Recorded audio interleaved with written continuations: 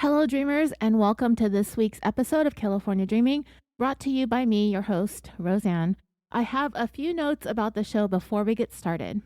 This is an independent, ad-free podcast, which means I rely on the listeners to help keep the show up and running, and there are a few ways that you can help. You can leave a nice rating and a review on Apple Podcasts or whichever platforms you listen to your shows on. Speaking of platforms, California Dreaming is on YouTube. I'm still trying to work out the kinks. I'm not an expert at this. Somebody offered to help. I can't exactly remember who at the moment. So reach out to me again if it was you. I'm so sorry. I just started having all of the episodes uploaded over there. So if you can go over and subscribe, that would be great. You can recommend the show in true crime forums and discussion groups and pages. You can follow the show on Facebook, X, and Instagram. Like, follow, comment, share, all that good stuff. And if you would like to go above and beyond and have a couple of dollars a month to spare, subscribe to California Dreaming on Patreon. There you will find dozens of exclusive episodes that you will not hear anywhere else. It still only starts at $1 a month, and every subscriber, no matter what tier you choose, gets to listen. This week, I would like to thank Kim B., Lydia N., Marion R., David S. in Long Island, New York, Pam G. in Tennessee, Stephanie G. in Texas, James C. in Florida, Nate B. in Massachusetts, and Jane G. over there on PayPal.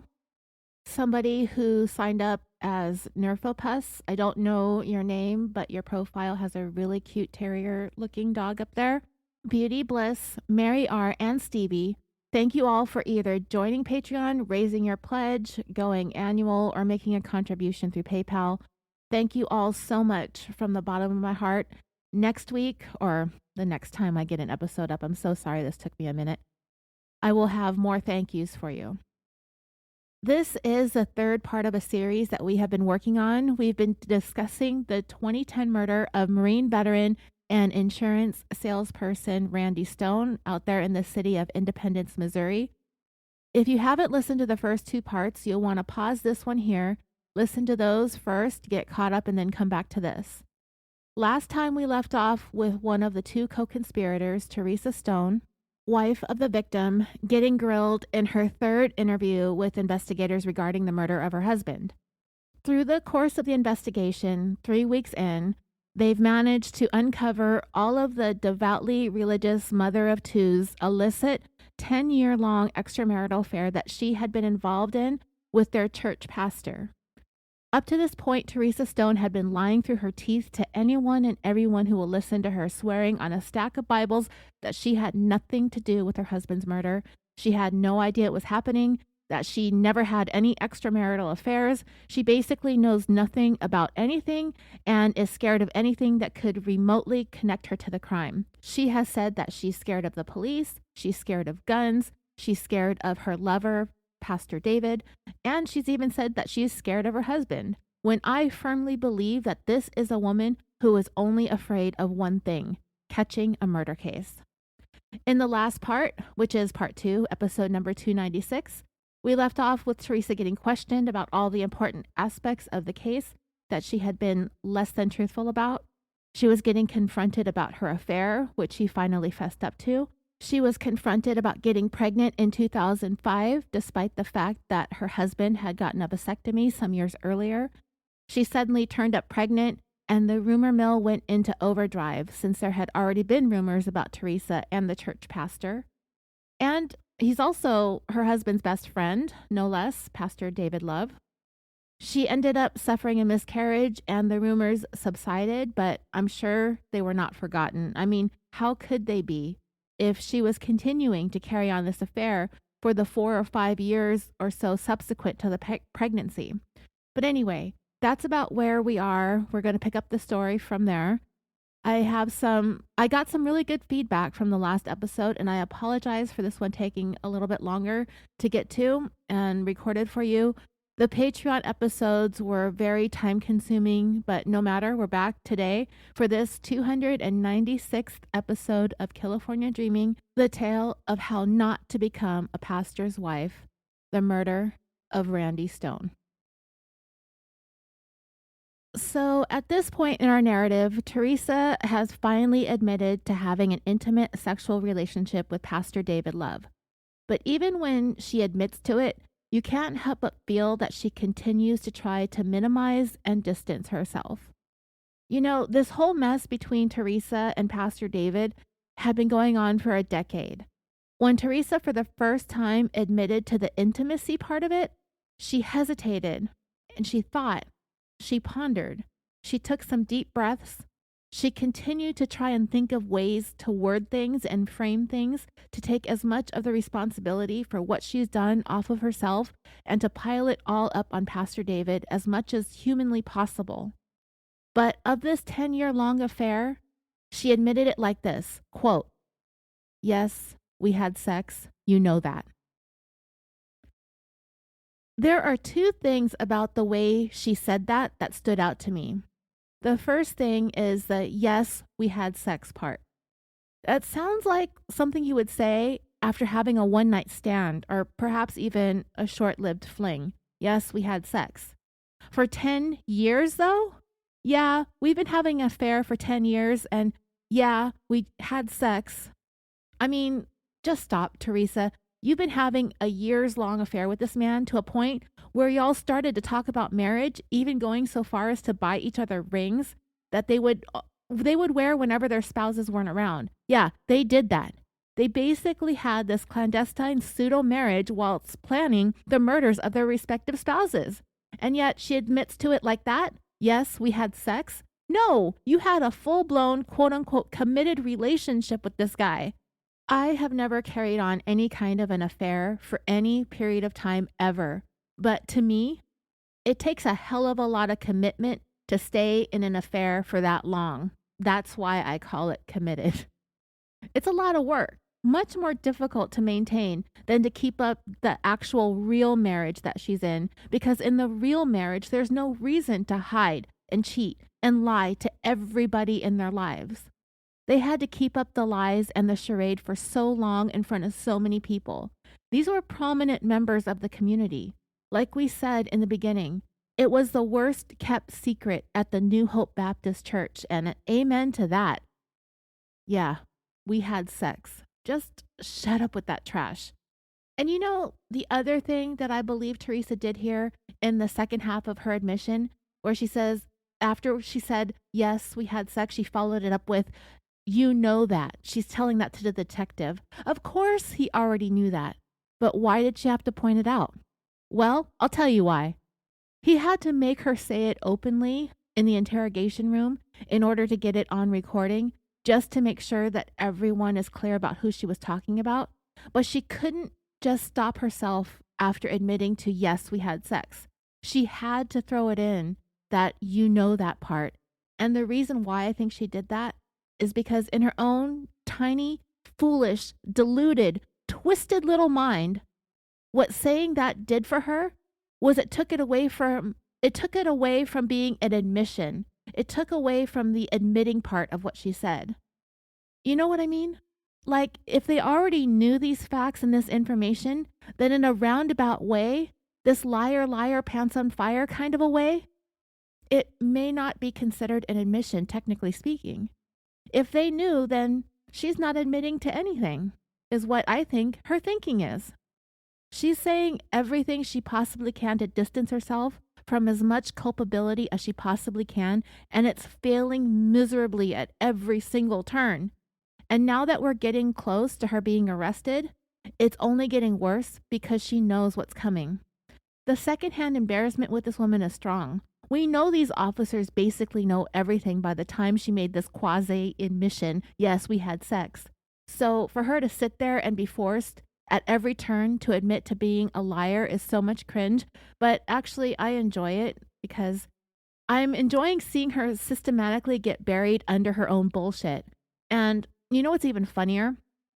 The more confrontational bad cop officer gets, he actually says to her a couple of times, "I know you're not being truthful. I'm not calling you a liar, but I know you're not telling the truth." What kind of ass backwards reverse psychology is that? Well, I'll tell you. You know what? we would have all picked up on the fact that you're not being truthful is exactly synonymous to you're a liar. But we know the way that these interrogators word things is often pretty well crafted in order to sugarcoat and to tiptoe around things. You're not being truthful doesn't hit as hard as straight out calling someone a liar. And Teresa fell right into it. She's so desperately searching for a lifeline with these interrogators that being told that she's not being truthful, I'm not calling you a liar, but you're not being truthful, actually sounded good to her because all she heard was, I'm not calling you a liar. And she was hoping to run so far away, but she couldn't get away. But she still thinks she can at this point. She's going to grasp on hard to that part, I'm not calling you a liar. She's going to ride that all the way to the end. Anyway, after Teresa said that they had sex and that the detective already knew that, he agreed, yes, I know that. He's going to try to keep Teresa talking by staying on her good side, telling her, and you know what? I'm not going to judge you for that. So while he has her starting on this path to the semi-truth, he then asked her, was there ever a time when you became pregnant with Pastor David's child? About 6 or 7 seconds passed where Teresa stayed silent. And you just know that she's thinking during this time because you know whether or not you got pregnant and you know who you got pregnant by usually. But that 6 seconds really hung there. Like, let's test it out right now. Was there ever a time that you got pregnant, you became pregnant with Pastor David's child?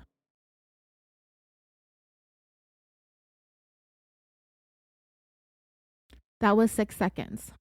That's a lot to come up with an answer. She said, yeah, it was about 6 years ago, actually. The detective asked, what happened to the baby? And she answered, I miscarried. And this would be the time when, for the first time, investigators said that they saw tears coming from Teresa's eyes when she spoke of the loss of this baby. I talked about the potential of this being a lie. I said that I would not have put it past her to have terminated the pregnancy herself.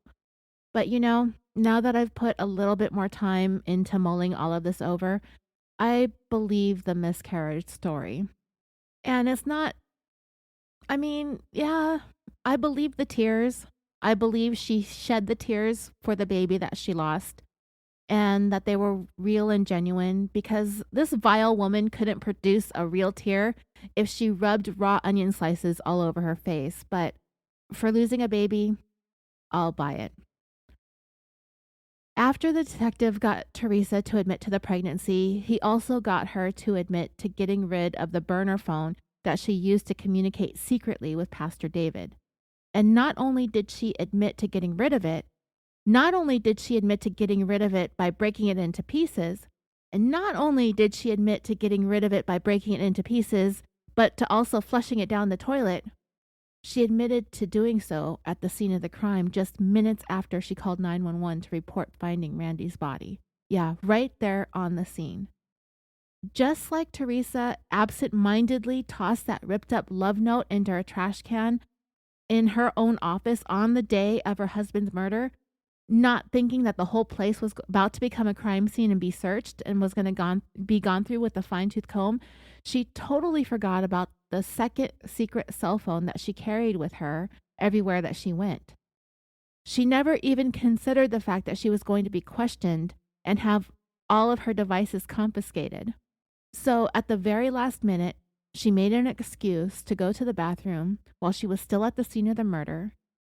All the businesses adjacent to the Stones insurance agency offices were closed. So they ended up going over to the Enterprise car rental office where their employees were still on site, even though the office was also closed, and they allowed her to use the restroom. And it was in there that she broke the phone apart into pieces and flushed it down the toilet. That is one of the most incriminating things that this woman did. And she lied about that phone a lot in the days and weeks leading up to this admission. She even said in the beginning, when they found out about the burner phones, that she had given it back to Pastor David some time ago. She said that. She said she gave it back to him a long time ago. No, this woman never gave her phones back to Pastor David. And now that I'm thinking about it, she's putting the responsibility of her being in possession of this phone all on Pastor David, as if he bought the phone for her. He super glued it to her hand and forced her to use it to communicate with him.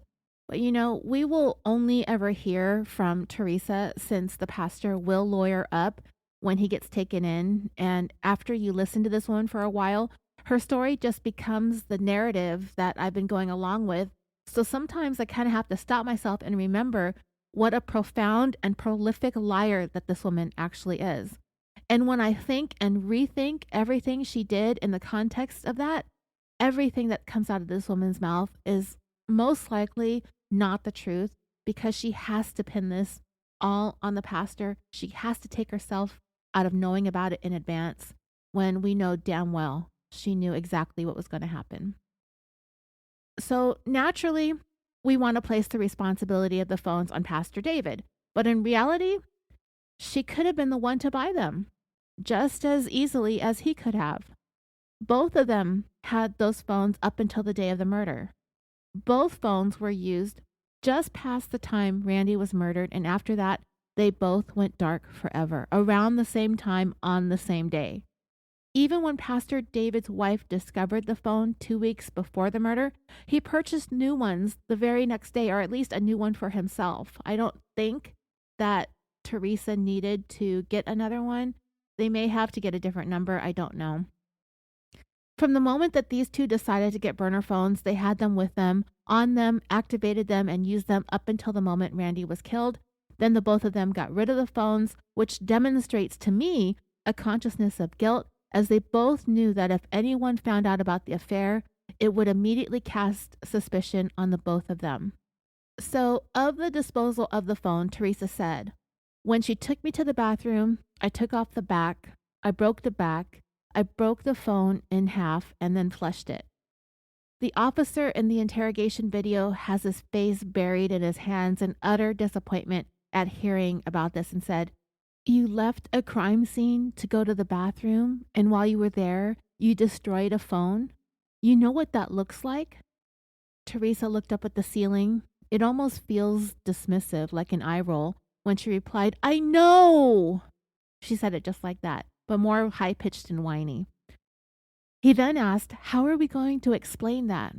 Well, I'll tell you, dreamers, how Teresa's going to explain it. She's going to go back to what she does best, bullshitting her way around this as best she can. Because it was at this point, when she got backed into a corner and was forced to admit all of these things that she had been denying for weeks by then, she was going to go ahead and resort to saying and doing anything and everything that she possibly can think of in order to place the blame on everything and everyone else as much as she possibly can. This is a woman who has never, ever, not one time ever in any of these hour-long interrogations, is she ever going to admit to anything willingly and fully. She will continue to refuse to take responsibility for her involvement in the murder until the bitter end. So she ends up in the direction of this being a situation where Pastor David refused to leave her alone. Her words, "He wouldn't leave me alone." And she'll say it over and over again and cry, fake cry, literally turning herself into the victim of a relentless man obsessed with pursuing her. No matter how hard she tried to make him stop, Pastor David refused to leave her alone. That's the news story. So for years, 10 years, she wants us to believe that she tried over and over and over again to get him to back off, to get him to go away, to get him to leave her alone because she was in love with her husband. But this guy refused to let her go. Yeah, that's the best that this woman could come up with. She stated, "I told him to leave me alone. He wouldn't stop texting or calling me." The detective tries to put some context around this new bullshit to see if any of it smells any better than the old bullshit. I'll go into details about this more when I dive into the actual interrogation videos. But she tells the detectives that she wanted their long-term affair to end a month earlier, just a month ago, 10 years, and over this last month, all of a sudden, like she wants it to end. So at the time that Teresa's admitting to this and saying this, that would mean that she tried to end the relationship about 11 days before Randy was killed. That would be in the wake of the St. Patrick's Day confrontation at their insurance office. I don't know how she can sit there and try to sell this story when she just admitted to holding on to that burner phone until her husband was dead. If she truly wanted it to end, she would have flushed the phone after that falling out on St. Patrick's Day. This woman did not want this affair to end. She desperately wanted to be with Pastor David Love, just as much, if not more so, than he desperately wanted to be with her. If she didn't, she would have stopped the murder plan. But she didn't. She allowed it to happen. She helped it happen. She made it happen. She wanted it to happen. She needed it to happen. She facilitated the crime in every which way that she could. And despite the outcome of this case, I'll never believe any differently. She said, I wanted this to end. I wanted to start my life fresh with Randy. All of it is rubbish. Another thing Teresa finally admitted to at this point is that love letter did come from Pastor David. But she would continue to say that it was from more than a year earlier. There were so many lies around this love letter that I could make a whole episode about it and its contents.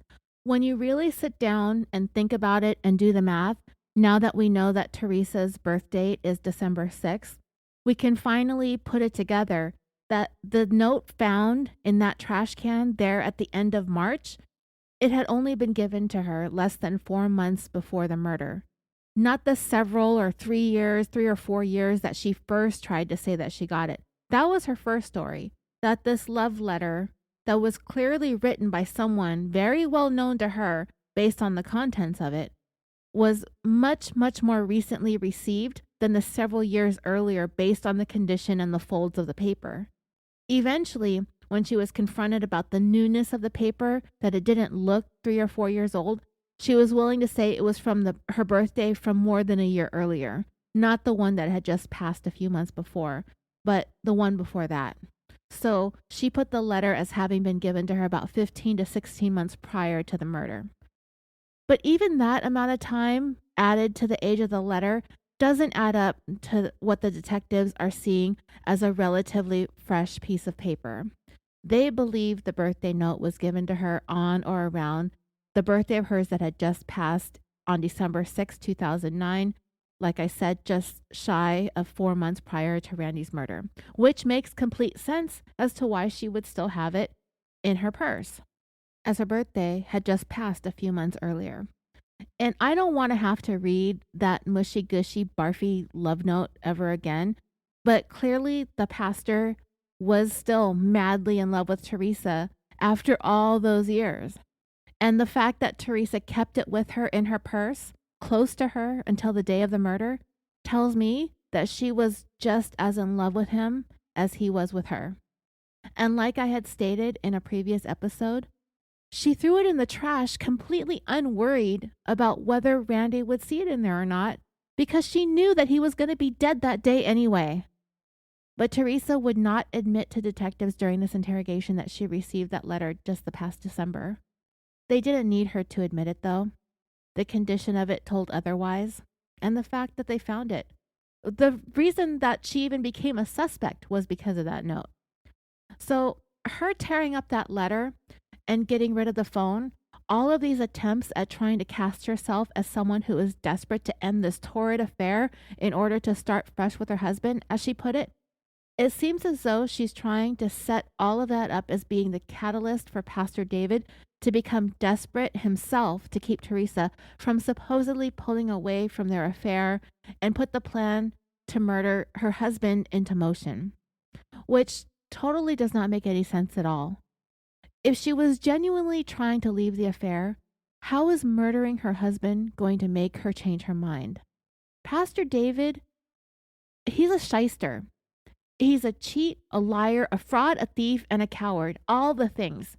He is a person who will not do anything unless it benefits him. People who stay in their marriages amid a long-term affair tend to be extremely selfish, narcissistic, and I believe cowardly. People who choose murder over divorce, I feel the exact same way about. Selfish, narcissistic, cowardly.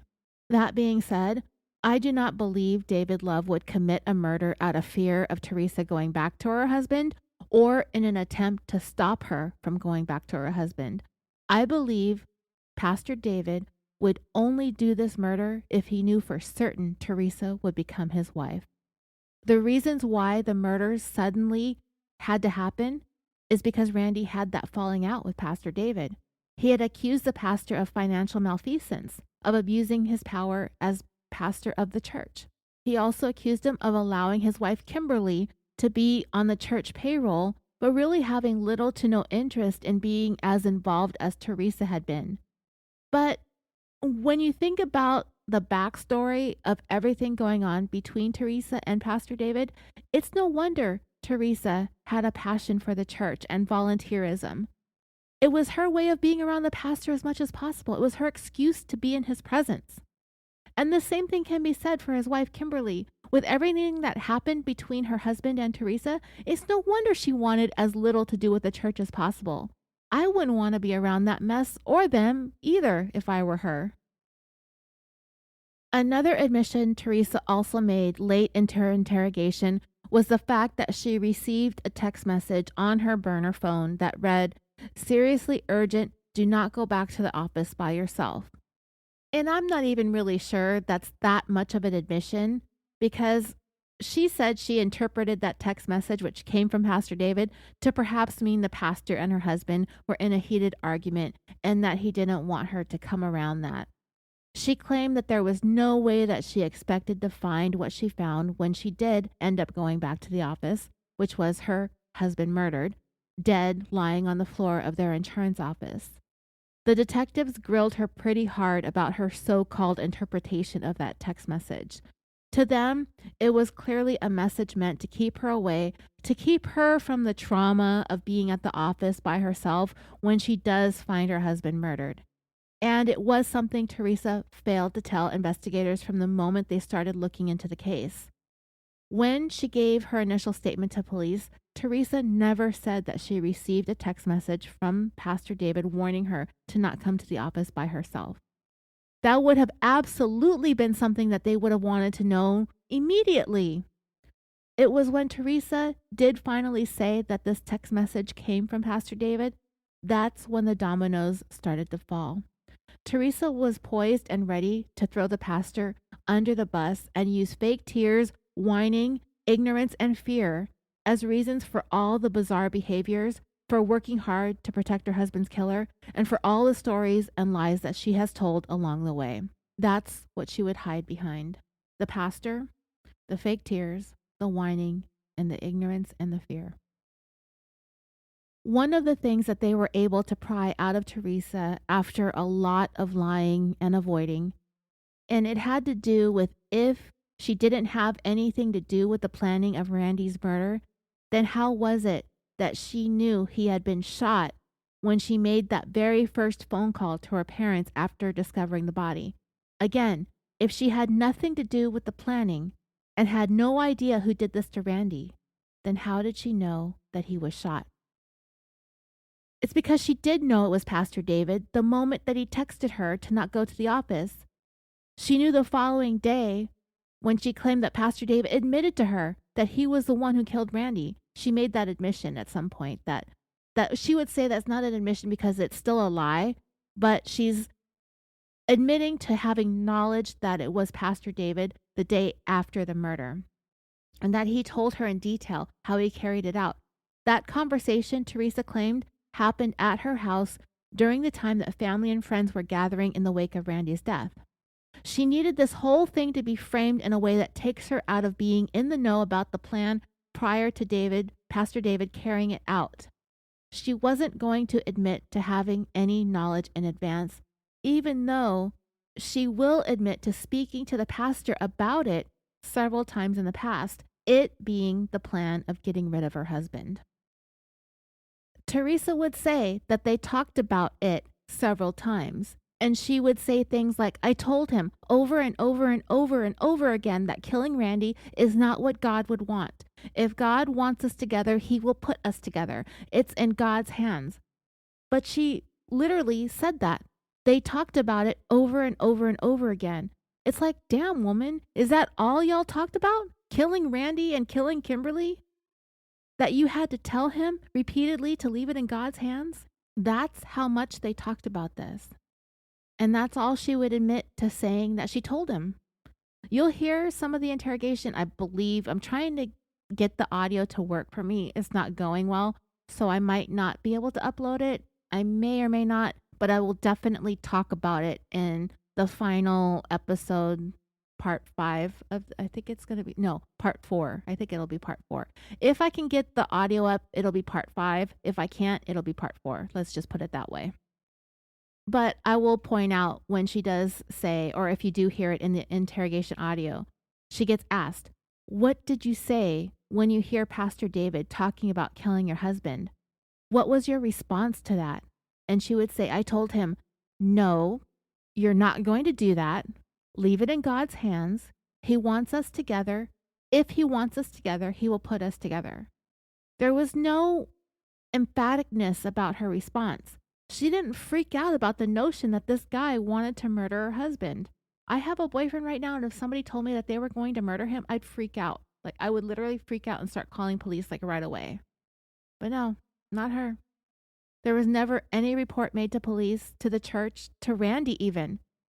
If somebody was going to threaten my boyfriend, I would be like, somebody's trying to threaten your life, and I would let him know so he could watch his back. But Teresa never even reached out to her husband to say, hey, you better be on alert. Pastor David is going around making threats to harm you. Nothing. This man told her he had a plan to kill her husband, and she told him to leave it in God's hands. That was it. Leave it in God's hands. And if you really think about it in the mind of somebody like Pastor David, somebody who is so full of himself and so narcissistic, he probably took that as a green light to move forward with the plan, since Teresa's objections to the murder plot was to pretty much say nothing. She had no resistance, no objections. It's non-existent. Like I said, you'll hear some of this, or we'll talk about the interrogation audio. I hope I can get it up for you because I really want you to be able to hear Stone Cold here firsthand in her own words and her voice. Oh my God. It gets annoying after a while, but it's so fascinating to hear her try really hard to remove herself from being responsible for her husband's murder. As this final interrogation of Teresa Stone wore on into the small hours of the morning, one of the things that they wanted her to do was to try and get Pastor David to say something incriminating on the phone. They decided to go ahead and do this because they had enough information from Teresa to go ahead and arrest him for first-degree murder, or at least bring him in and start questioning him. But before they drag him out of bed early the next day, they wanted to see if they could get him on a recorded phone call to incriminate himself. And right before they did that, one of the detectives, the one playing bad cop, they finally hit her with a big lie as one last-ditch effort to get any more information that they possibly could out of her before they did this. They lied to Teresa in telling her that they had Pastor David in an interrogation room a couple of doors down, and all they're saying is that he's not doing her any favors. They actually didn't have him there when they told her this, but they wanted to see if this would apply a different kind of pressure on her to get her to talk. How they lead up to this is bad cop, the detective playing the bad cop, started to lean into Teresa, about why, when David Love told her what he did the morning after the murder, why was it she kept that a secret from police? Teresa really didn't have an answer, or much of an answer. She spends a lot of time stammering and thinking about how to describe her interactions with Pastor David without incriminating herself, while at the same time incriminating the shit out of him.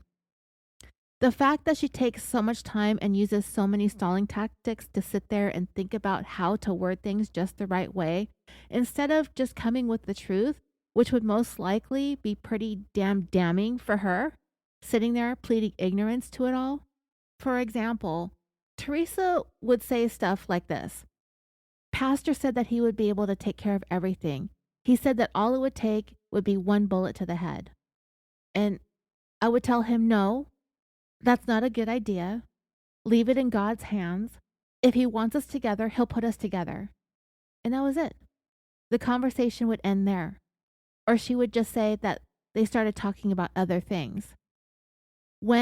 If the both of them planned this out together because they both wanted Randy dead, that conversation would have looked and sounded a lot different. For example, if pastor said, I'll take care of Randy, just one shot to the head, that's all it will take. Teresa can't exactly say, and I said, oh yeah, that's exactly what I want to happen. We can make it look like a robbery gone bad at the insurance office. I'll create an alibi for myself for the whole afternoon. I'll go to the bank. I'll go to the chiropractor. I'll go to the dress barn. I'll go pick up Miranda from school. I'll take her to JCPenney's to shop for some sunglasses. I'll drop her off at home. And then I'll head back to the insurance office. I'll find Randy's body and I'll make the 911 call. Oh, and I'll make sure to get the gun to you earlier in the day so Randy won't ever have a chance to notice it's gone. And yay, this will be so fun. It'll work out perfectly. She can't tell them that.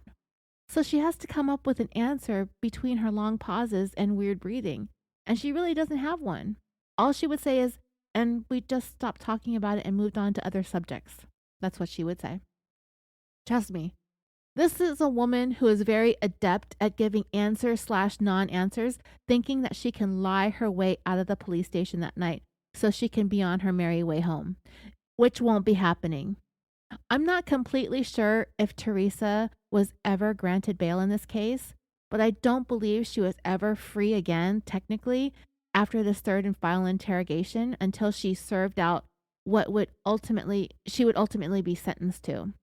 So when the detective brought up her keeping David Love's admission to her that he was the one who shot Randy a secret, this is what Teresa said.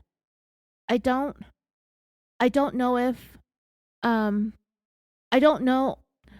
how many times when I was by myself I would say, and I'm just being honest with you, and I know you weren't there and nobody else was there. Why I don't just call and just turn him in? Why don't I just call? I would say to myself, why don't I just call and turn him in? The detective asked, were you afraid of what he was going to say? And she nodded yes, and he continued, because I'm telling you right now, he's 2 rooms over. They're talking to him. That was the text message that I got. He is talking. And Detective Rosewarren's the one who's been really, really nice to Teresa, acting like he's kind of grown to like her as a person. He even said that. He even told her that he's decided to believe her version of what happened. That's who Detective Rosewarren is. He said, Detective Rosewarren is trying to give you that lifeline because what he was explaining, if you get wrapped up in all this and you're not the one on the forefront and you're not 100% forthcoming, Rosewarren can't help you. Teresa said, I understand. He said, and you've got to think about you. Yeah, and that's actually kind of funny because that's all Teresa does 24/7, day after day, week after week, month after month, year after year. Teresa is an expert at thinking about herself. If thinking about herself was a college major, this woman would have a PhD. Sorry, I interrupted. He said, you've got to think about yourself. You've got to think about your children, okay? Not him. For once, right? This woman has been so consumed with this extramarital relationship for 10 years, and now all of a sudden he thinks that she's going to make her kids her priority. If that were the case, this woman would have never been on board with having their dad murdered. Think about her children. Yeah, that'll be the day. Not only did they lose their father forever, they're on the precipice of losing their mom for a good number of years to come. If all goes well, the both of them would be graduated from college, possibly getting married, possibly on the verge of starting families of their own before their mother would ever see freedom again. Think about your children. Yeah, that's a pretty cringe thing to say to someone sitting across from you that you strongly suspect had a hand in murdering their dad. Anyway, after he said for her to think about herself and her children and not him, he said, So is there anything you haven't told us? And before you answer, think carefully, okay? And the detective keeps looking at his cell phone, acting like he's getting text messages about this, but he really isn't. He might be getting messages, but they're not about Pastor David being in the building because he's not yet anyway. The detective continued, because you've got, and I know this is hard, I know it is, I'm telling you, if David says she knew I was going to do this, and I don't know what he's saying right now, so let me say this. What would you do if he says that? She knew I was going to do this. That's why she left the office. That's why she went to all these places. At this point, Teresa started in on the fake crying again, and she whined, "Then he's lying!" Emphasis on the lying, just like that. "Then he's lying. He is. He lied to me." And the detective asked, "What do you mean he lied to you?" She said, "'Cause he always told me all the time. He would just rack it in my brain, that he would protect me and that he would take care of me and he would do all of this." And the detective interrupted her and said, "Yeah, but he can't do that until you're his." And she loudly whined, "I know!" Oh, God, it's so ridiculous, the fakeness. And he continued, "Okay, and he's not. He's in save his butt mode." Right at that moment, Detective Rosewarren, the good cop, he walked back in and he said that he wasn't going to let this keep going. It's getting very late into the night by then, and they had been talking to Teresa at this point in time around 6 hours or so. And Rosewarren, he says, "We've been honest with you about everything except one thing, and I'm going to tell you. We don't have the pastor, but we wanted to test your integrity, and I'm convinced that you're telling the truth." Yeah, no, he isn't. He knows that she's lying. She's still lying because she's continuing to cover her ass with lies upon lies upon lies. They're just different kinds of lies now. For instance, David Love did not confess to Teresa the next morning at her house, in her bedroom, that he murdered Randy and give her all the details, because she already knew it happened because she helped him plan it. She gave him a motive, she gave him means, and she gave him opportunity. I believe they had a hushed conversation the next morning at her house, in her bedroom, and it was probably them congratulating each other for a brilliantly successful murder conspiracy that went off without a hitch so far. And of course, they had to work on their stories to get their stories straight when the time comes that they're both eventually questioned, which was going to happen. Even if these two didn't make stupid mistakes that led police right to them, they still had the wild card with Kimberly Love, the pastor's real wife, the real pastor's wife, not the fakety fake one Teresa was masquerading as in her own head. She had just found out about the burner phones 2 weeks earlier. And then all of a sudden, her husband's romantic rival gets conveniently murdered. The thought that she was next up on the hit list had to have crossed her mind, you'd think. I'd be so suspicious if I were her. But it seems like she may have still been in a bit of denial, or maybe just waiting to see how things played out while keeping Pastor David on a short leash.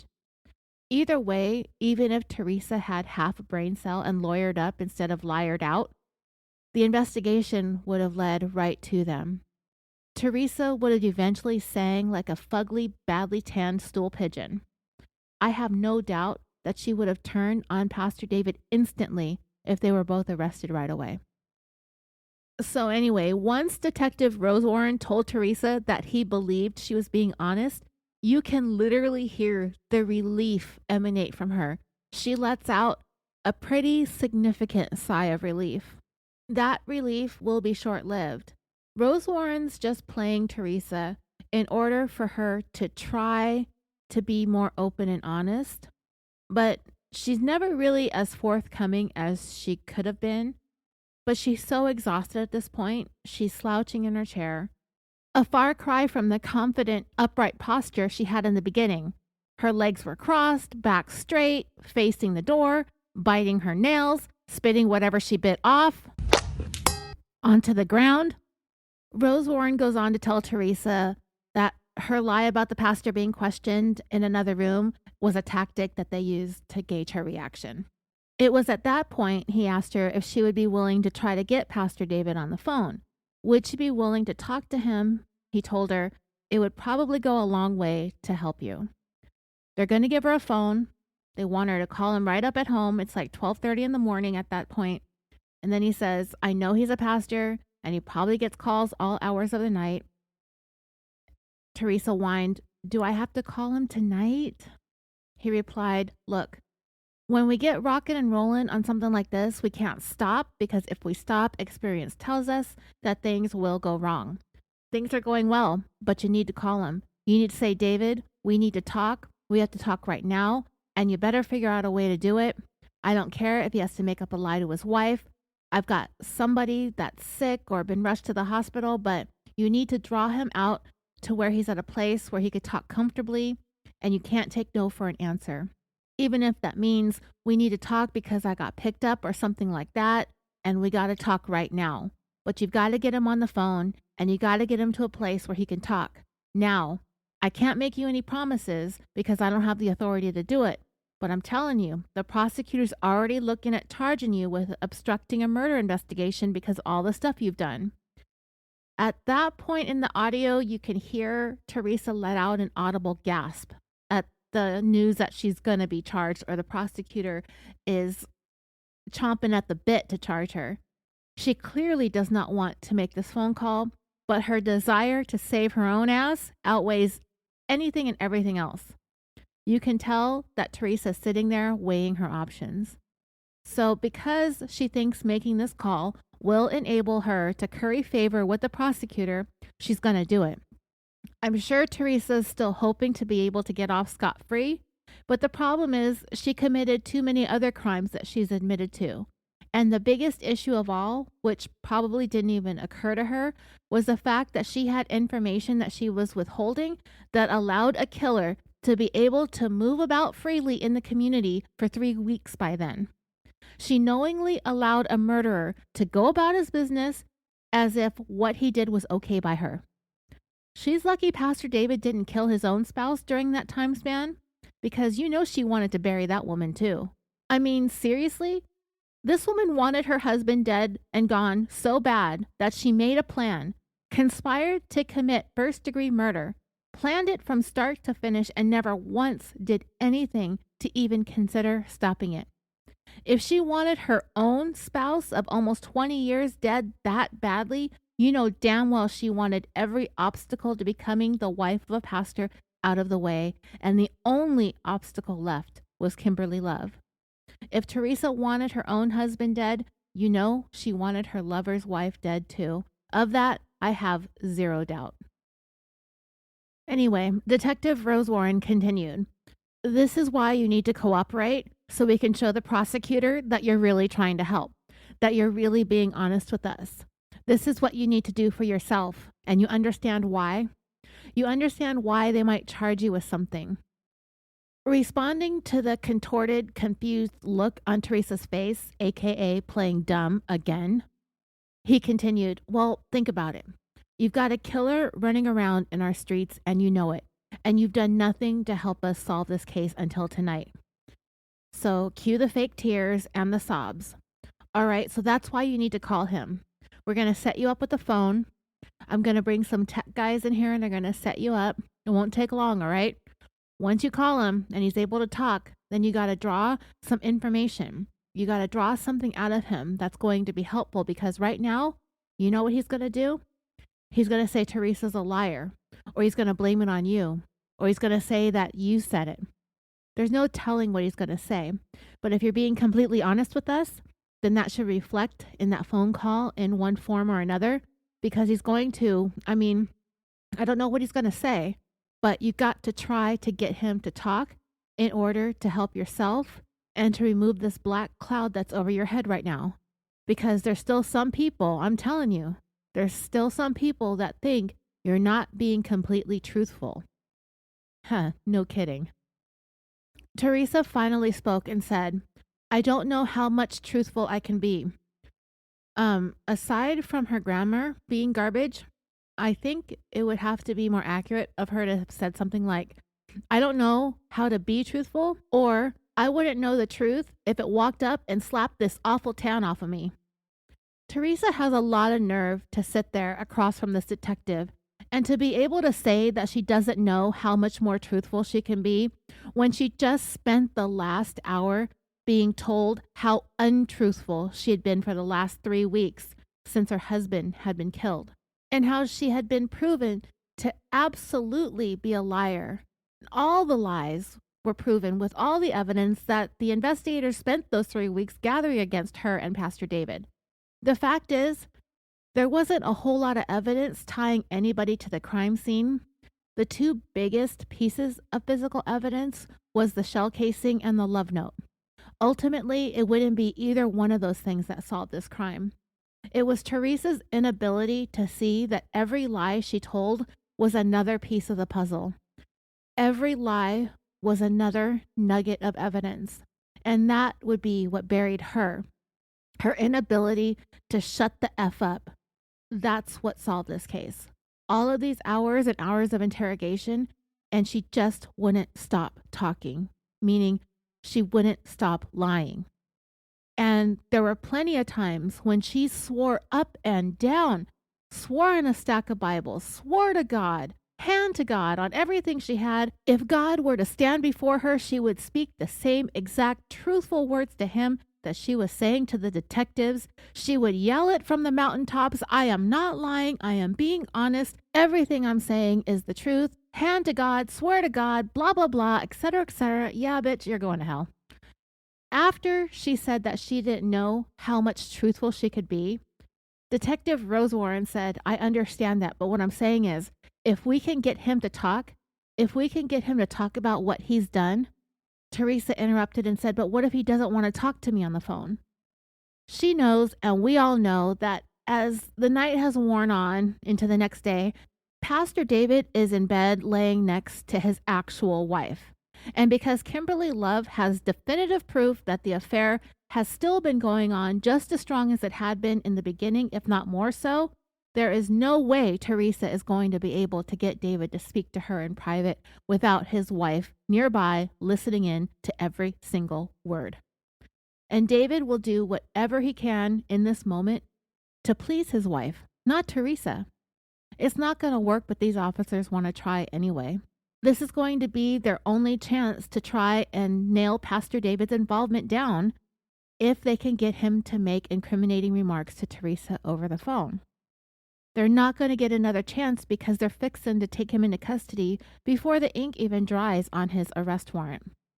Detective Rose Warren said in answering her question about what if he doesn't want to talk to me on the phone, he may not. There's no guarantee that this is going to work. But I think you might even see if you could draw him out of the house to go meet you someplace. Teresa started looking at her watch. She does it several times, and to me, I think it's a way for her to signal to the detective that it's late and she doesn't want to do it, but he ignores her watch glances. Rose Warren continued, now once, again, he's a pastor. I'm sure he's been called out in the middle of the night. Teresa asked, but what if he wants to meet me at my house? Detective Rose Warren said, I'm not saying that you have to meet him. I'm saying you need to draw him out of the house. Teresa asked, well, if I call him, I guarantee you he's going to want to come to the house because he wanted to come over last night, but I didn't want to talk to him. Again, Dreamer's more distancing, more putting the responsibility of this onto everybody else but herself. Rose Warren replied, he's not going to make it. What I'm telling you, he won't make it to the house, but if he comes outside, we'll take care of that. He won't make it to the house, but that's the only thing you need to do is to draw him out of his house. You also need to see if you can say, look, go somewhere where you can talk. Go somewhere where you could talk and I'm going to call you back. I'll call you back in 5 minutes. Whatever you think is going to work, because he's probably in the bedroom with Kimberly. So he's got to get away where he can actually talk on the phone a little bit, even if he has to go outside. But see if you can talk. Tell him that you've been picked up. Tell him that you've been questioned. Tell him that you're worried. See if he asks you questions. He'll probably want to see, oh crap, like what do you mean? Tell him the police came over and they literally took me out of my house and questioned me. At that point, he's probably going to start asking 100 questions.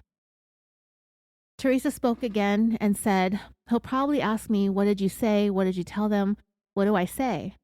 Detective Rose Warren said, the idea is to get him to say stuff that's going to help corroborate what you've told us. I can't give you all the answers. I'm just going to give you the idea of what we're trying to do. Teresa replied, I understand. Can I ask you a question? Can I take my dad home? The detective said, I'd rather you make this call first, because if you take your dad home, obviously your dad is going to have a million questions. And if you get tied up with him for a long time, then I'm afraid once again it's not going to get done and you're going to lose your opportunity. Well, that was a nice try on Teresa's part to buy herself time to think or to talk or to come up with ideas or lies, possibly even make contact with Pastor David in advance of the recorded call that they're asking her to make. Teresa still thinks she's free to go. She is so not free to go. I can't remember whether or not at this point she's been told yet that she's going to be taken into custody. I can't recall exactly at what point that happens. So no, he's not going to let her take her dad home. He said, your dad, we've been checking on him. He's fine. Obviously, he's concerned. Anyway, Rose Warren continues to try to persuade Teresa to make the call. He says that it won't take too long to get everything set up and to get everything going. The funny thing is, the next thing he tells Teresa is that it's her job to sound convincing to see if she could get him to talk. All she's been doing for the past 6 hours is try to sound convincing. They already know that Teresa knows damn well how to put on a show. Is it a good show? That would be a hard no. But it's probably more than enough to at least get Pastor David worried. Detective Rose Warren tells her, you have to sound convincing. You have to tell him that you want to meet him, that you want to meet him now, that it's urgent, absolutely urgent, or bad things are going to happen because you have to see him now. Teresa said, okay. After that, she was about to say, as she glanced up at the ceiling, the thing is, I'm not very good at. And here, Teresa stopped herself. She did not finish that sentence. I think she was about to say that she's not very good at lying or pretending to be emotional or trying to fake a phone call or to tell lies to the pastor. But like I said, she stopped herself because that's exactly all she had been doing for the past 3 weeks since Randy was murdered. Lying, pretending to be emotional, making up stories on the fly. She's not great at it, but the thing is, in this case, she doesn't have to be great at lying and pretending. Teresa Stone only needs to think she's great at it because she is a woman who is incapable of seeing herself beyond her own narcissistic perspective. She can't see what all of us here on the outside can see. That she needs to take her tanning business elsewhere because, like Brother Love, they ain't doing her no favors either. Teresa also can't see how awkwardly and cringefully she presents when she's telling lies that she thinks people are actually believing. The fact is that she can't see it. It's truly amazing.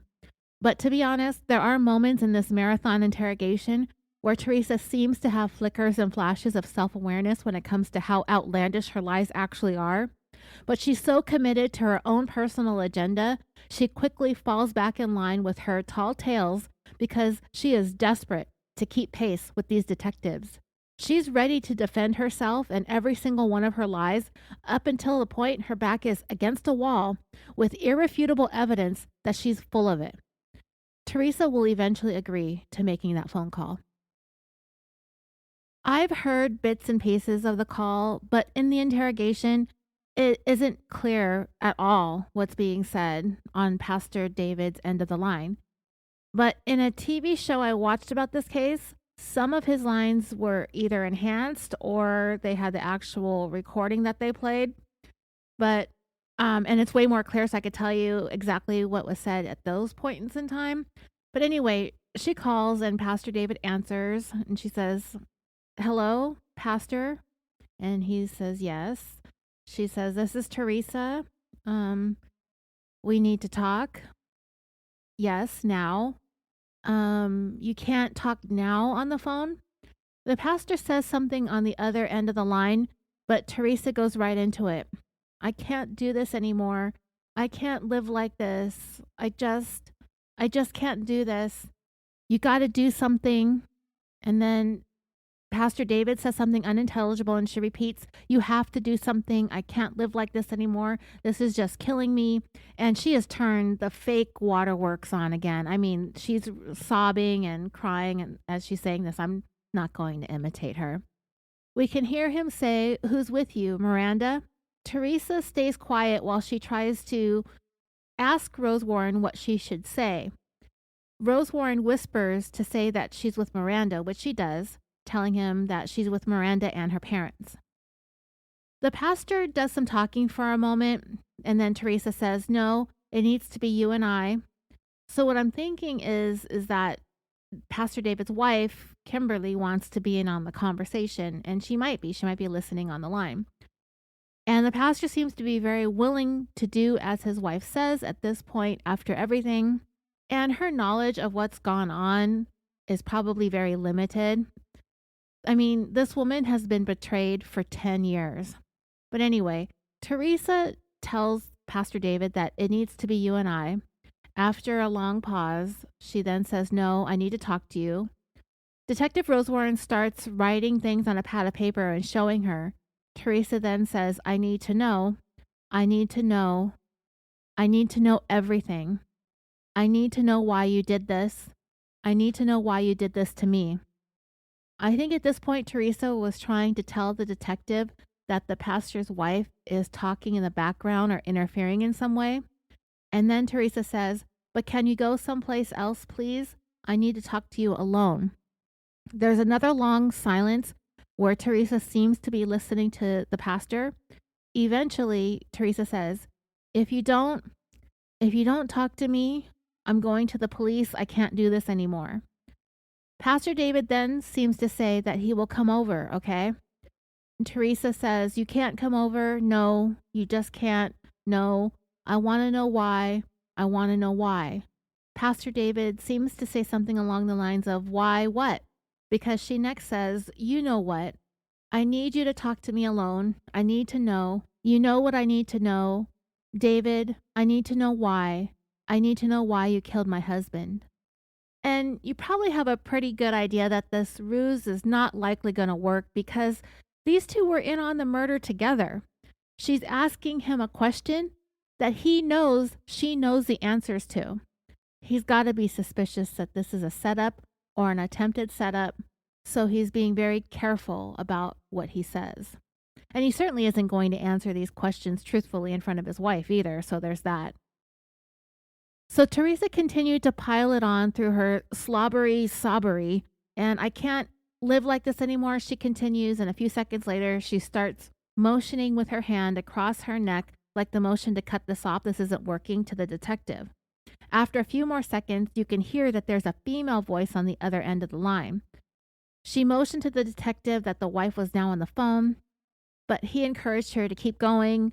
She continued to try to go along. I need to talk to David. I need to talk to him now. She whispered again to the detective something, and then she says on the phone, can you just get out of the house? I just need to talk to him.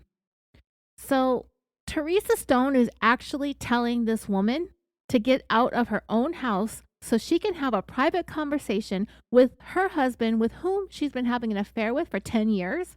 Does anyone in their right mind think that this woman is just going to get up out of her bed in the middle of the night to, quote, get out of the house so her husband can have a private conversation with his newly widowed mistress? Again, that would be a hard no. Nobody thinks that this is going to work. You can hear the wife's voice becoming intense on the other end of the line, but you can't always make out what she's saying. Teresa again said, I need to talk to him. I need him to come out of the house. I need to talk to him alone. I'm at home. I just need to talk to him by himself. At one of the breaks in the conversation on Teresa's end, I could hear Kimberly saying the word everything. Later on, Teresa will say that Kimberly said, do you think that after everything you two did over the years, he's not going anywhere without me? Anybody could have saw that coming. But Teresa continued to try. I just need to talk to him, please. I need to talk to him alone. Please do this for me. I need to talk to him, please. At that point, I believe Pastor David got back on the phone and seemed to ask if both he and Kimberly could come over, because then Teresa responded, "No, she can't. I need to talk to him alone."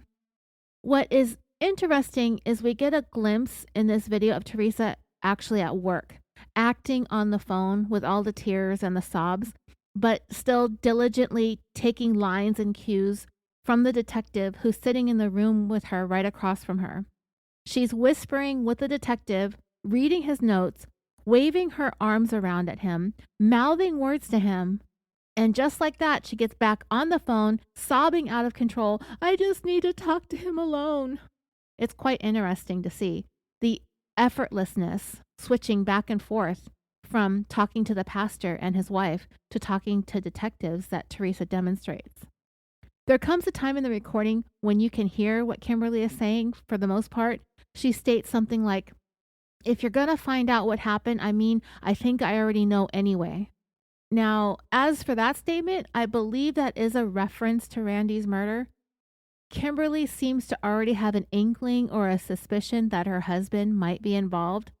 Teresa kept on trying to get her to let the pastor speak to her alone, but that just isn't going to happen.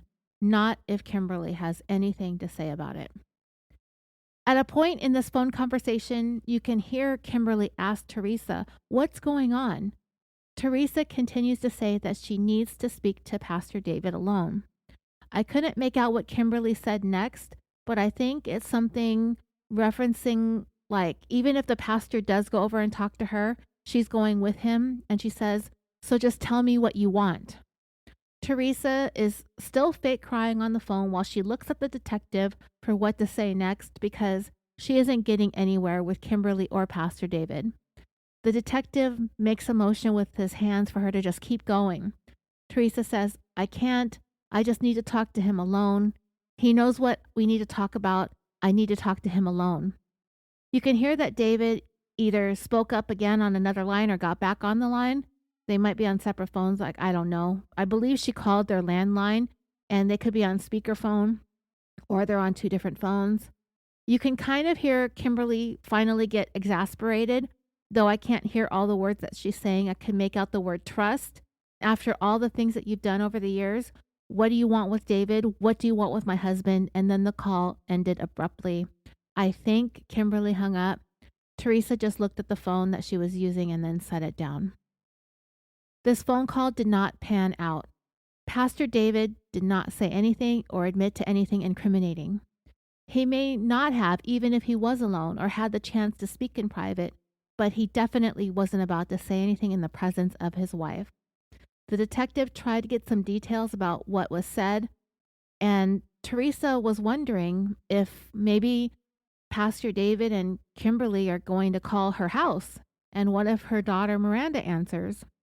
Maybe they'll just get into their car and drive over to her house.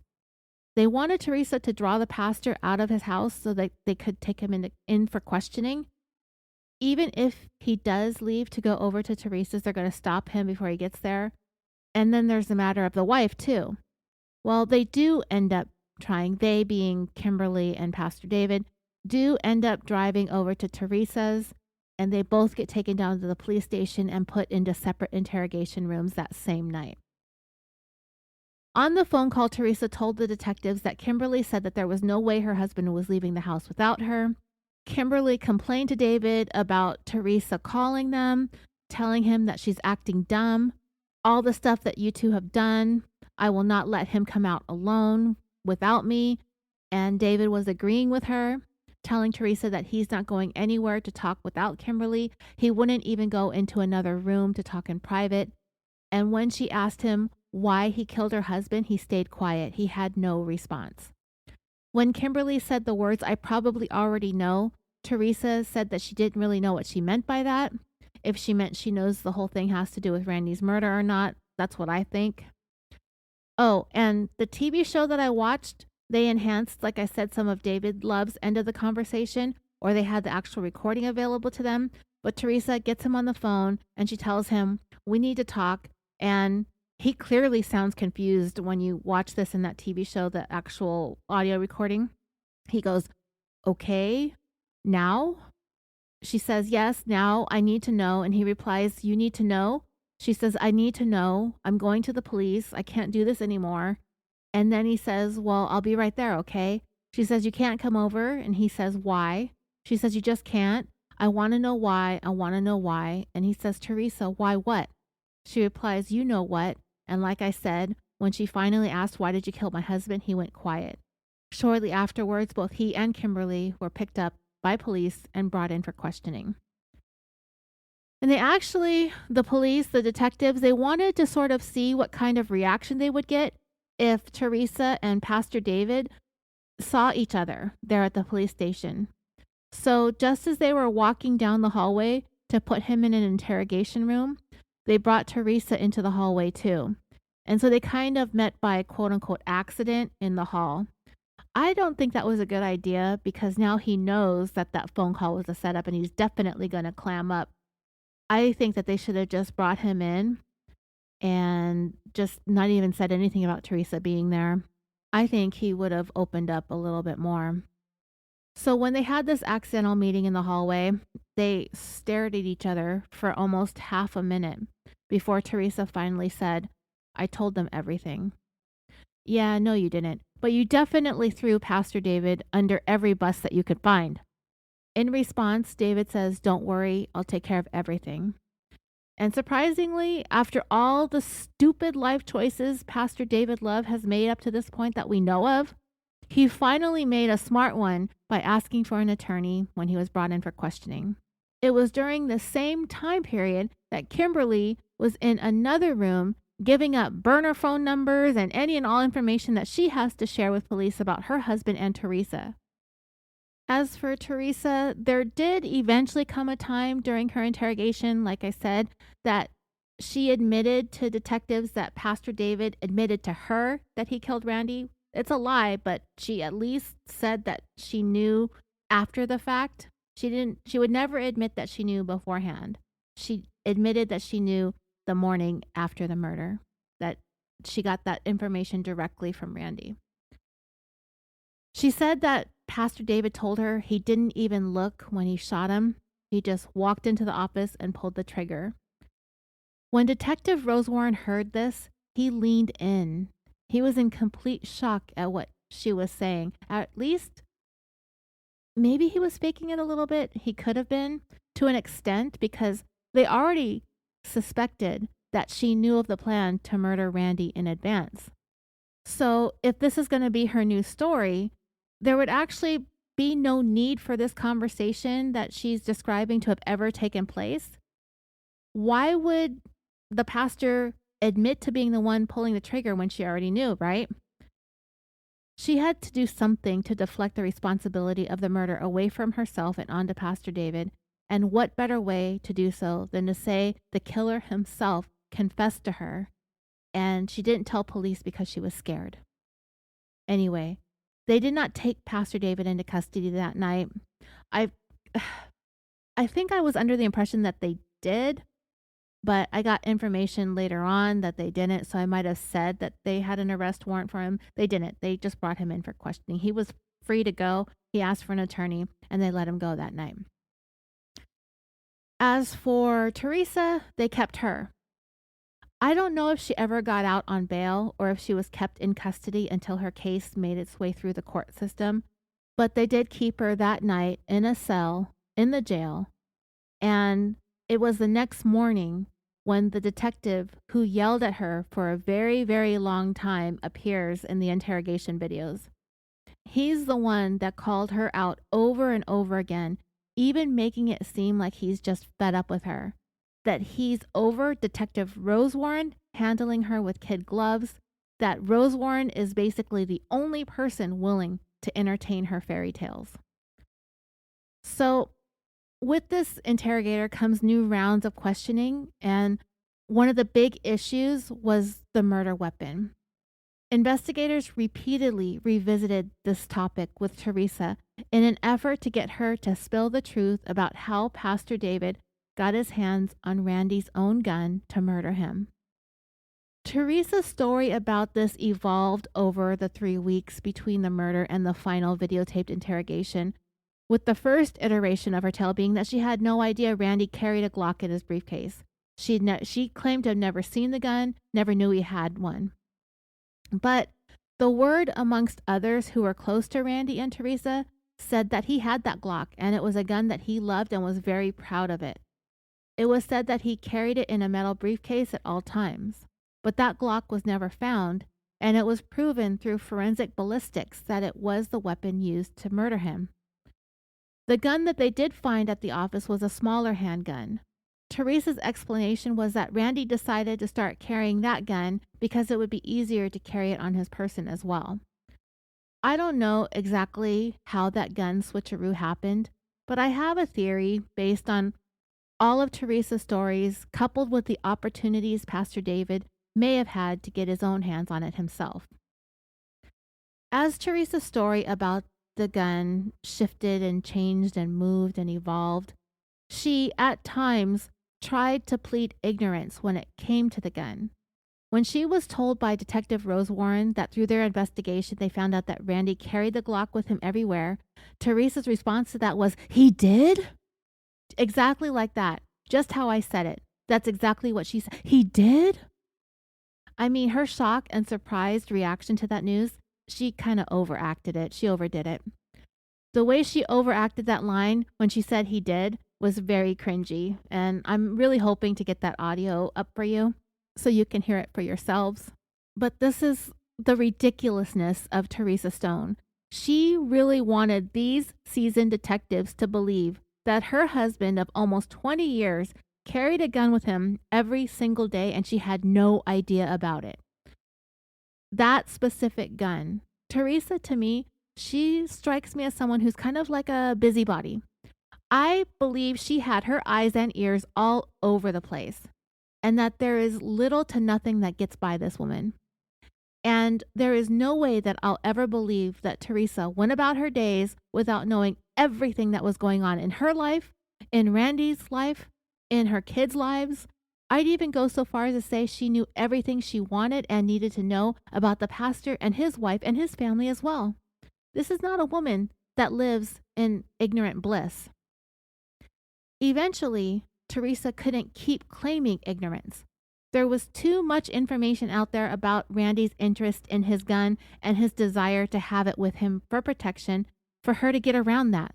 So she eventually admitted, sort of, and said, and I say that with air quotes, because an admission insinuates that there's some truth to what's being admitted to, and I do not believe that this next iteration of her story has any truth to it at all. But she started to say that she believed Randy to have sold the gun when he bought the smaller one the previous October of 2009. That story wasn't flying well either. In fact, it pretty much crashed and burned before it could take off, considering Randy was shot with the very gun that she's claiming to have been sold months prior. What are the chances of Randy selling a gun and then a few months later getting killed with that same exact gun? It's not impossible, especially if he sold it to somebody he knew. But we all know by now that coincidences like that are not a thing in the narratives of most crimes. So, all of the BS aside, this gun was never sold and Teresa knew it. What's more, this whole nonsense about the gun being sold was further shot down, pun intended, when Teresa's house was searched a day or so after Randy's murder. I believe it was like 2 days later, maybe one. I can't exactly recall. When they discovered the shell casing that was left behind at the crime scene next to Randy's body, and they identified it as having come from a .40 caliber Glock pistol, and then they got the information that Randy owned a .40 caliber Glock pistol, this was enough for investigators to apply for and obtain a search warrant for Randy and Teresa's house. If you recall at the time, their 18-year-old son, Michael, had just come home from attending college in Florida following the death of his father, the murder of his father. So, Michael was there when the search warrant was executed, and they specifically listed the Glock as being something they were looking for inside the home. Michael was like, "Yeah, I know exactly where my dad keeps it, under the bed." But then suddenly, Teresa intervened. She redirected Michael to go look for the Glock in the basement where the gun safe was kept. but he continued to insist that wasn't where his dad kept the gun. He very much indicated that as far as he knew, his father still had the gun, but Teresa blocked him from assisting investigators. I don't know exactly what Teresa did or what she changed or moved or hid, but eventually, searchers, investigators, detectives, whoever they have going around the house, forensic people, CSI people, they did find the box and the holster and accessories that went with the Glock, but they found no Glock. The fact that those items were still in the home led investigators to believe that Randy never sold the gun, because if he did, he would have given the box and accessories along with it to whomever he sold it to. Teresa tried to prevent investigators from finding the items that came with the Glock, and that became a huge red flag that threw all kinds of monkey wrenches in Teresa's mountains of lies. And it's another small detail that Teresa completely overlooked when planning this murder. First, it was the love note. Then it was the phone, the burner phone. And now she forgot about all the gun accessories. She forgot to get rid of that stuff along with getting rid of the gun. And this is exactly why it's always said that criminals are dumb, because they overlook small details such as these that can cause them big problems in the end. When Teresa was confronted about trying to prevent investigators and her son from finding the Glock's accessories and holster, she quickly came up with another lie about being worried about getting in trouble for having the gun under the bed. It was some stupid bullshit, which is the best that she could come up with on the fly like that. But Rose Warren kept telling Teresa that what she's saying doesn't make any sense, but she kept claiming ignorance. She knows nothing about guns. This was Randy's thing. This was her son's thing. She even said, when Randy and Michael take out the guns to clean them, me and Miranda run away. She literally said something like that. Like, we run out of the room, we leave the room, we go away. Whenever her husband and or her son bring out their guns, she and her daughter run away. That's one of the most ridiculous things that this woman has said in the hours and hours of questioning and interrogation. Whenever her husband and son bring out guns, they take off because they hate guns that much. She's so scared of them. She insisted she was terrified of guns. She knows nothing about them. And she really stuck to that story to the very bitter end. So eventually, Teresa's story evolved into Pastor David being the one to instruct her that if she is asked by police about Randy's Glock, she was to lie to them and tell them that he sold it 3 months earlier. She put that whole thing on Pastor David. She could have said, hey, you know what? If they ask me about Randy's gun, you use Randy's gun to murder him. And if they ask me about it, I'm going to say that he sold it 3 months earlier. It could have easily been her to come up with the idea. She's the one with all the ideas and all the plans, right? Yeah, right. The thing was, Teresa and Pastor David never thought the investigation would reveal that Randy was shot with his own gun. They never thought that they would be able to trace it back to him. When Randy was shot by Pastor David didn't even bother picking up the shell casing because he didn't think it would be traced back to being a ballistic match to Randy's Glock. Since the pastor was going to dispose of the weapon in a place where it would never be found, they'd never be able to prove anything. And it wasn't. It was never found.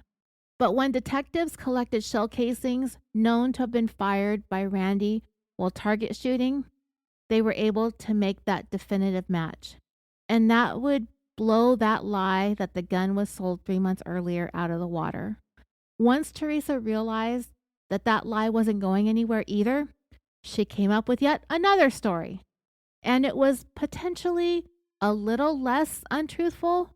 However, it still kept herself far away from being responsible for anything.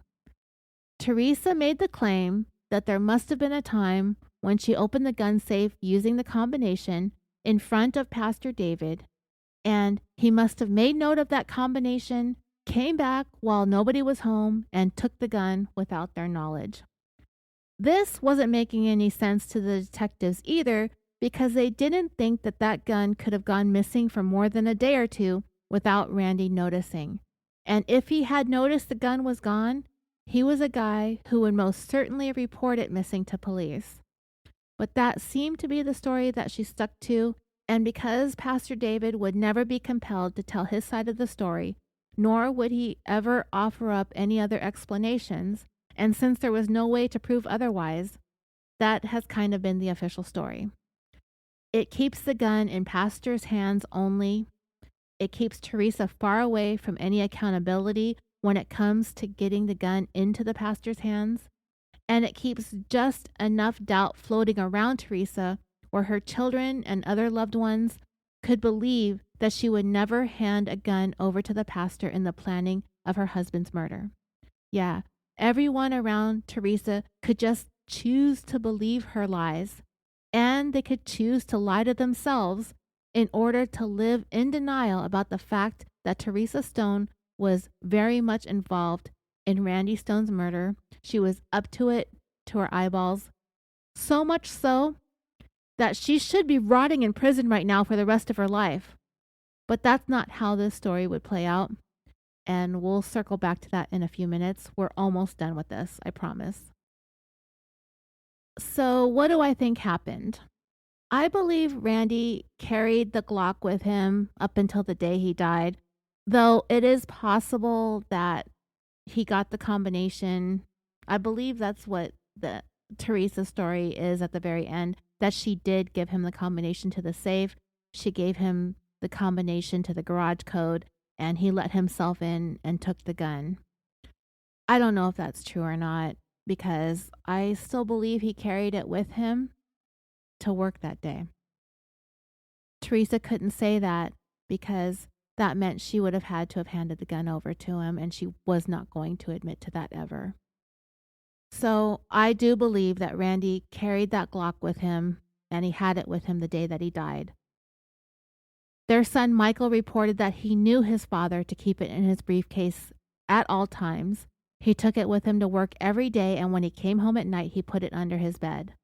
So if Randy went to work with the gun in his briefcase, I believe Teresa somehow got to it and either gave it to Pastor David directly or left it hidden somewhere for him to find. You see, Teresa placed herself in close proximity to Randy's briefcase by telling investigators that she asked him to bring an Avon catalog from home when he came into work that morning. But when she went into his briefcase to look for it, it wasn't there. She also said that there was nothing in there, no catalog, nor was there a gun. But I believe that to be a lie. I think she went into the briefcase, and I believe she did so in order to grab the gun and clandestinely get it to Pastor David somehow.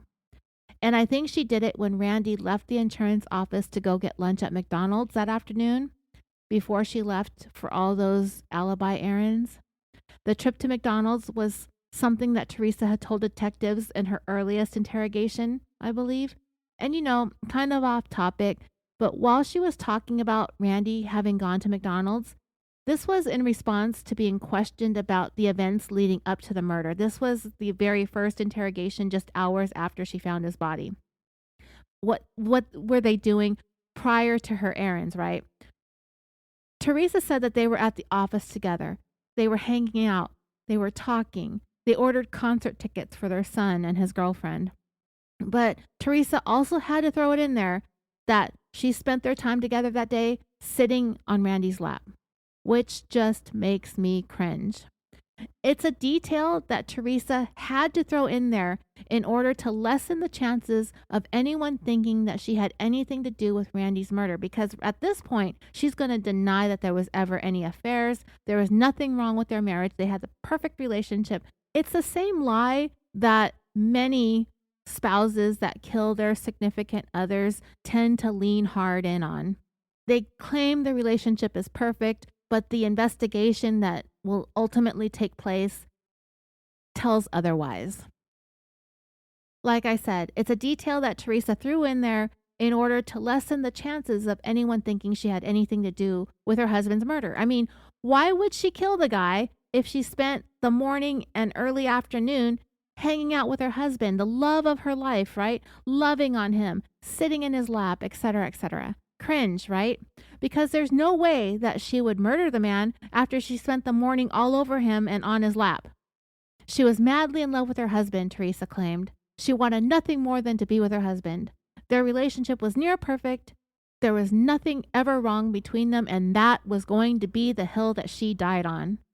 That lie would eventually fall apart when Teresa was forced to admit that she had been carrying on a long-term affair with Pastor David. Love of her life, madly in love, wanted a fresh start with Randy, my ass. But anyway, whatever Teresa did, I'm certain that she helped to get that gun into Pastor David's possession on the day of the murder. Everything had been planned out to happen on that day, and it was so obvious. There was simply no amount of denying that Teresa could do, and she did a lot of denying. I mean, she basically denied everything until she couldn't. And even then, she really couldn't come with the full truth because the truth would have put her away for life.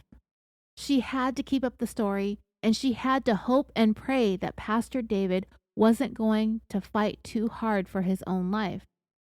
In his own mind, I feel like the pastor did what he felt was the honorable thing, and he kept quiet.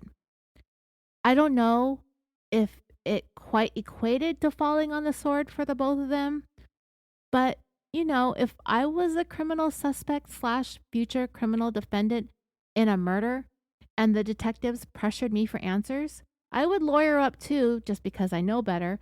But if I was in cahoots with another person and conspired to murder someone with somebody else, I wouldn't answer any questions about it. It's certainly not going to improve my situation in any way, shape, or form. And I'm not going to do the detectives' work for them. At least that's what I think Pastor David may have had in his head.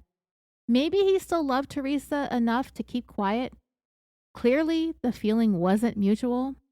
But Pastor David figured if they had the dirt on Teresa, they'll figure it out on his own, and he would end up going away quietly for a long time. But it was a little bit of drama getting him to that point after he left the police interrogation room that night that they picked him and his wife up. And I will tell you more about that in a little bit. And you know by now that Teresa has cast herself as much of a victim of Randy's murder as Randy was. This pastor murdered her husband.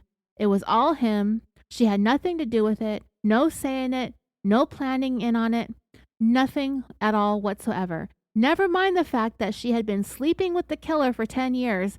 This was all him. And that was the fundamental problem with the case against Teresa.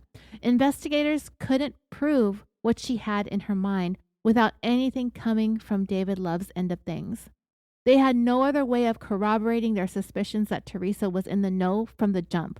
And she never, ever broke down and confessed to anything. Teresa Stone weathered the storm of hours and hours of harsh interrogation. So yeah, this woman is not weak. She is not in the dark. She is not ignorant. She is not fearful, and she was not manipulated. Teresa Stone was powerful. It is proven in the manner in which she controlled the men in her life and how she tried to control these detectives. She was in on the whole plot to murder Randy. She knew exactly, with crystal clear clarity, what the plan was. She had full knowledge of everything that was going on at all times, and she stuck to the plan that they had laid out to a T. This woman lived her life fearlessly and selfishly.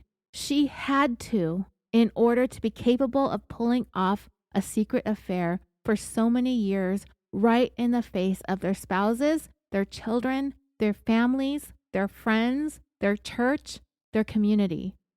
And in order to do all of that, both she and Pastor David were masterful at manipulation.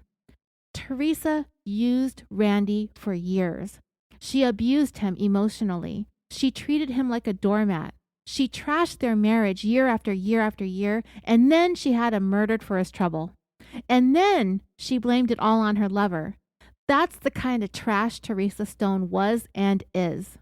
There is very little good that can be said about Pastor David Love, but in the very, very end, when it came time to face the music, he stepped up, he took his punishment, and set off to serve his time. He went on to pay his debt to society without whining, lying, blaming, or deflecting. And he certainly did not throw Teresa under the bus the way she did him. Other than that, David Love is just as garbagey as Teresa. I really do want to go over Teresa's interrogation in more detail. There's so much that she said, and the manner in which she said it. My goodness, this woman is a piece of work. Let me tell you.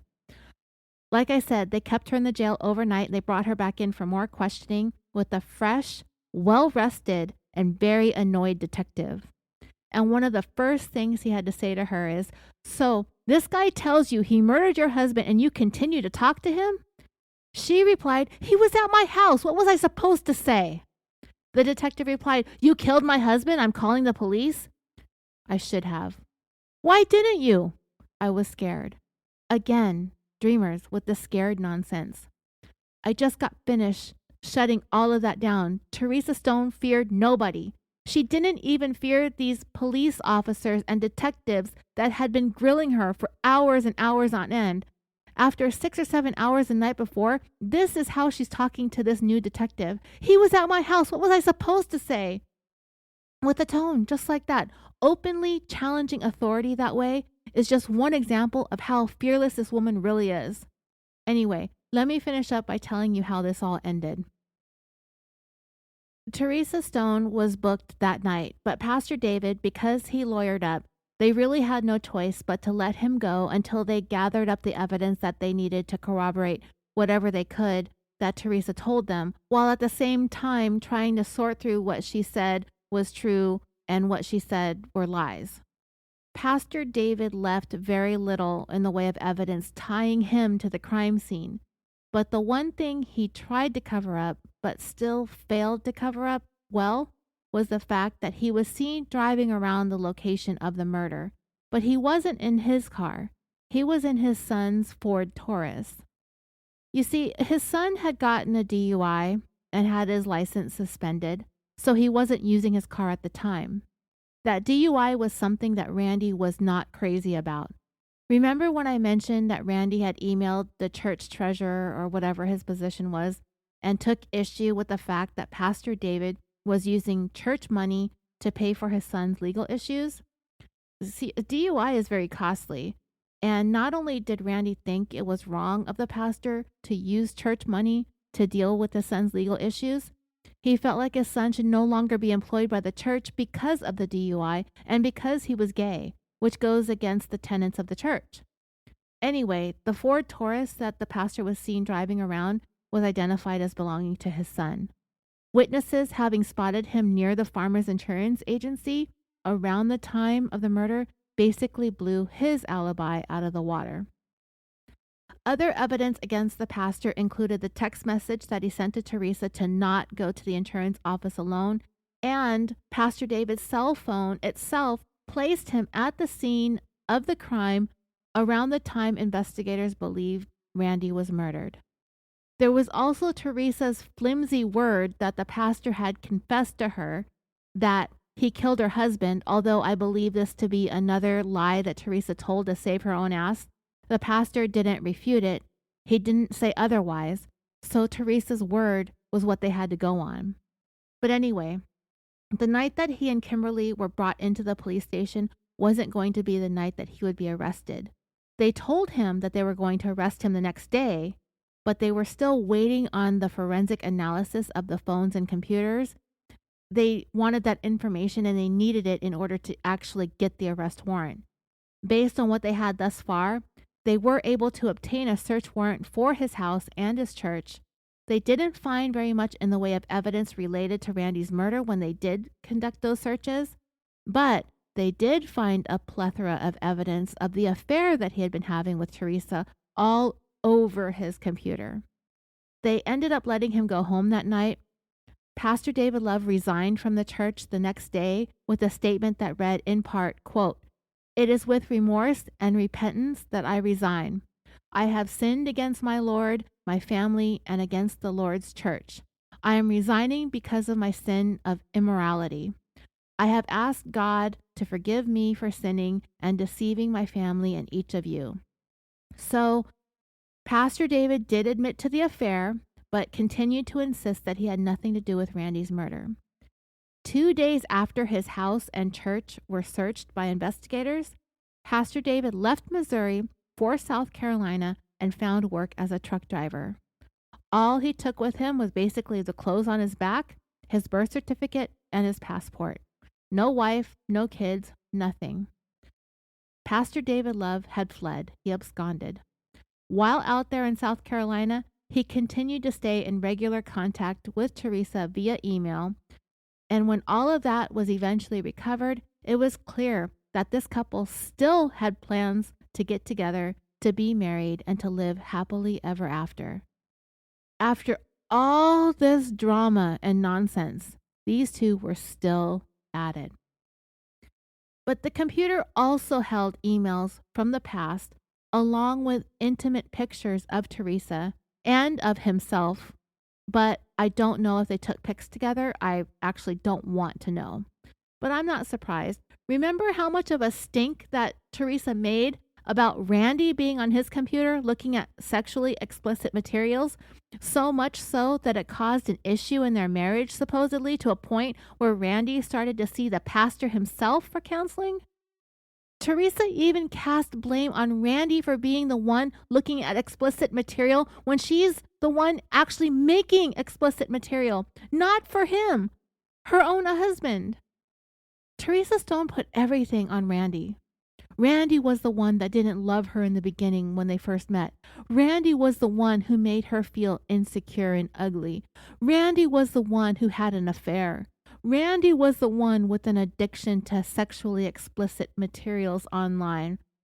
While she had the nerve to carry on this affair, even getting pregnant once, and come to find the pastor's computer is the one loaded up with nudes and love letters all from and about Teresa. And all this crap between two very highly regarded members of the church. Church folks acting like this. The hypocrisy is seriously off the charts with these people. Like I just said, there were emails from the past, and one of them from 2009, the pastor wrote this: "You are my beautiful bride." This guy clearly needs to see an optometrist stat. "I cannot wait to watch you walk to me, knowing that we are officially about to be married publicly." And you know what he meant by that? I mentioned earlier that they had purchased engagement rings and wore them whenever their spouses weren't around. They called each other my wife and my husband. Just so gross. Teresa replied the following: "I would love to have an outside wedding with lots of flowers. Not just a certain kind, just real flowers, maybe like a rose garden, something like that." Yeah, after reading the contents of these emails or seeing some of it, I don't have any access to what all was on their computers. This is just what I was able to find in some videos that I watched. I have no doubt that Teresa was the one who talked about that honeymoon in Paris crap. Remember that nonsense? And she tried to say it was all Pastor David's idea. Yeah. This guy, Pastor David, he's clearly obsessed with Teresa, but she's just as obsessed with him. And she also very much was centered around going through the whole process of a wedding and a honeymoon, not him. All he does is talk about how beautiful Teresa was. I don't know. I don't get it. The fact that this guy went so far to actually go through with killing her husband so he could have her, I mean, again, I just don't see the draw. And I'm sorry if I'm being judgy or it seems like I'm putting Teresa down. I don't like to be that way, but I can't help it in this case because she's so disgusting. And maybe she feels more disgusting to me because of what she did and how she acted. And I know there are plenty of you out there that agree with me. Perhaps there's something in the water in Missouri that causes people to not see what everyone else sees. But this woman is nothing special. And like I said, there are plenty of you out there that agree with me. When I posted those screenshots of Teresa biting her nails and spitting them out on the floor of that interrogation room, yeah, there were comments that some of you made like, "This was the goddess." It was so funny. "This is the goddess that this guy wanted so badly that he was willing to kill. This is what he developed a homicidal obsession over. This woman." It was in about February of 2010 when David bought the engagement ring for Teresa, which she accepted, kept, and wore whenever Randy wasn't around. But luckily for her, he'd be dead a little more than a month away. But what about Kimberly Love? Well, the plan was actually to kill her first by breaking her neck and staging a car accident. But when Randy started emailing church administrators about the pastor's financial improprieties, when he resigned from the church, and when he pulled his entire family from the congregation, that caused Randy to bump Kimberly off the top of the pastor's hit list. Pastor David could not let Randy take Teresa away. They were set to shut down their insurance agency offices a month after the murder. Time was running out. Randy needed to be dead first. The insurance agency was going to close, so they were going to need Randy's life insurance money that Teresa was expecting upon his death. However, that did not go as planned either, since Randy had changed the beneficiaries to his children 5 years earlier when he found out Teresa was pregnant, even though he had a vasectomy years before. The story that seems to be the accepted one is that Randy believed the vasectomy was a failure, even though it had been years and his kids were entering into their teens.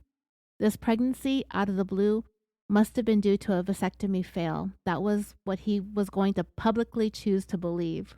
But in finding out after Randy's death that he had taken Teresa off as his life insurance beneficiary, speaks volumes as to how he felt about his wife and her supposed immaculate conception. Randy knew it was lies, and he got the last laugh, thank goodness. So once all of this evidence was compiled against Pastor David, investigators were confident that they had enough to get an indictment, which they did. A grand jury was convened, and the pastor was indicted on first-degree murder charges. 8 months after Randy Stone was murdered, Pastor David Love was arrested in South Carolina in November of 2010 and eventually extradited back to Missouri. A month after that, Teresa decided that she would come clean in order to try to receive a lesser sentence for her role in Randy's death, as she had been long convinced that if she cooperated, it would help her case. She finally decided that what they meant was she needed to cooperate honestly. It's been reported that Teresa admitted to giving the pastor the combination to the gun safe in her house. I don't believe it, but she needed to tell that story and stick to it in order to prevent herself from being the one to hand the gun over to him the day of the murder, and she needed that story to fly so she could save face in front of her family, friends, and loved ones. But still, she still provided her husband's killer with the means to carry out the murder. Teresa Stone also admitted that she told the pastor that she wanted Randy dead, stating, "I want him dead. I told him I just want him out of my life." I was aware of this sentiment, this wanting him out of her life, from the very beginning, which is why listening to the hours and hours of how much she loved Randy, how much she wanted to rekindle things, that she was sitting on his lap earlier in the day that he was killed, why it's so messed up to listen to. A year after he was arrested in November of 2011, Pastor David went ahead and accepted a plea deal. He pleaded guilty to murdering Randy and received a sentence of life in prison with parole, which is coming up in 2036.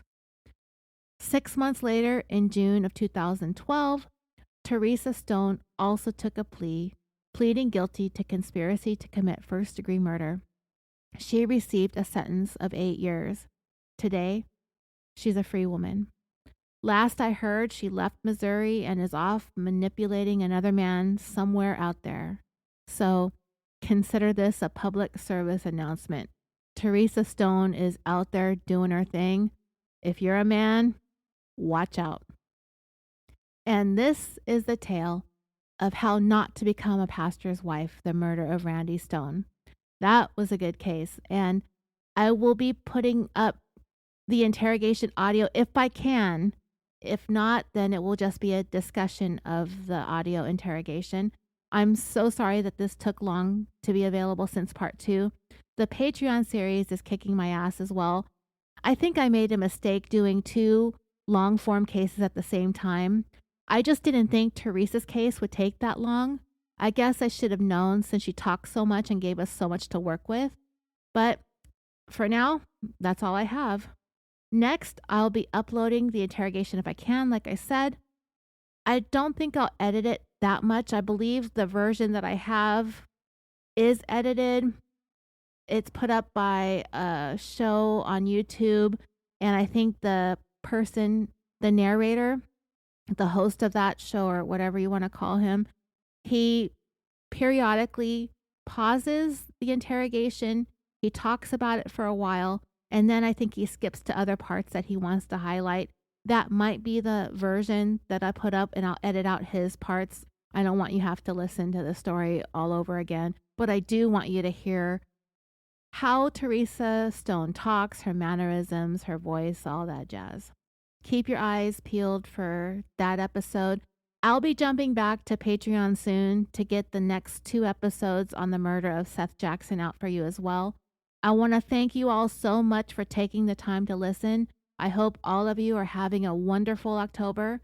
It's finally turning kind of fall here in Nevada, and I'm really enjoying this weather finally.